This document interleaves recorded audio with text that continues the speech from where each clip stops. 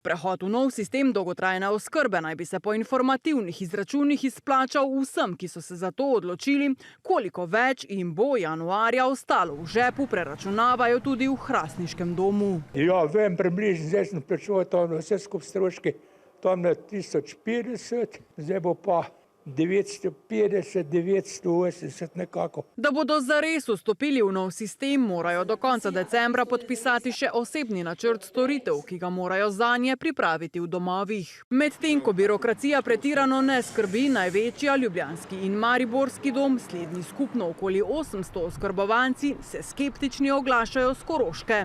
Je pa vsekakor cena na strani naših zaposlenih pa zelo velika, ker smo tudi same tabele s prevedbami stanovalcev dobivali zelo pozno in eno z drugim pomeni to veliko skrb in pričakovanje, da pa mogoče je treba tudi računati na to, da kdaj v domovih nečesa ne zmoremo. V delu pa se utapljajo tudi na Ljubljanskem centru za socialno delo, vstopni točki za dolgotrajno oskrbo, ki mora med drugim prva prižgati zeleno luč 20 tisočim. Zagotovili so, da so postopke izvedli do te stopnje, da bodo upravičenci dobili, kar jim pripada.